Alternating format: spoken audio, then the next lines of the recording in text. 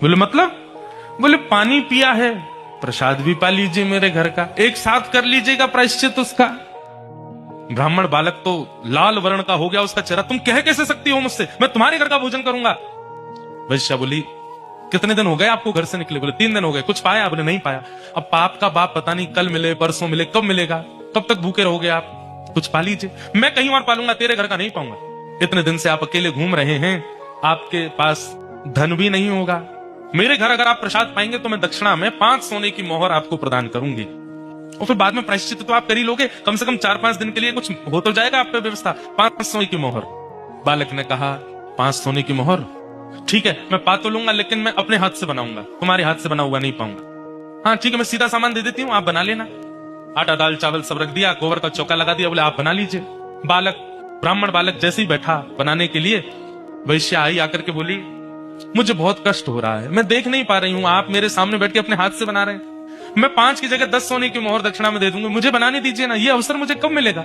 ठीक है तुम बना लो, लेकिन गंगा जल में बनाना। ठीक है। प्रसाद बनाया, बना करके थाली में परोस दिया। ब्राह्मण जैसे ही पाने के लिए बैठे, वैश्या ने कहा आपकी आज्ञा हो तो एक कवल में अपने हाथ से तोड़ के खिलाऊं आपको, अपने हाथ से। अब मुझ पर तो भूले भटके की कृपा होगी आपकी, जानबूझ के तो आप मेरे घर आओगे नहीं, अब आ ही गए हो तो इतना भी मुझे सौभाग्य दे दो, एक ब्राह्मण को मैं अपने हाथ से खिलाऊं। ब्राह्मण बालक बोला तुम कैसे सोच सकती हो, तुम्हारे हाथ से कैसे पाऊंगा मैं? अब मेरे घर का पानी नहीं पी सकते, भोजन नहीं कर सकते, मेरे हाथ का बना नहीं खा सकते, ये सब तो हो ही गया, तो मेरे हाथ से भी खा लो। ब्राह्मण बोले बिल्कुल नहीं, 15 सोने की मोहर दूंगी दक्षिणा में, मेरे हाथ से पालो। ठीक है, एक कवल खिलाना, फिर बाद में मैं अपने आप खाऊंगा। बोला हाँ ठीक है। एक कवल जैसे उठा के दिया, वैश्या ने कवल मुख में दे करके और एक हाथ घुमा करके दिया गाल पर, ताम्र वर्ण हो गया। क्या करती हो? बोले पाप के बाप से मिलवा रही हूं आपको। पाप का बाप कैसे?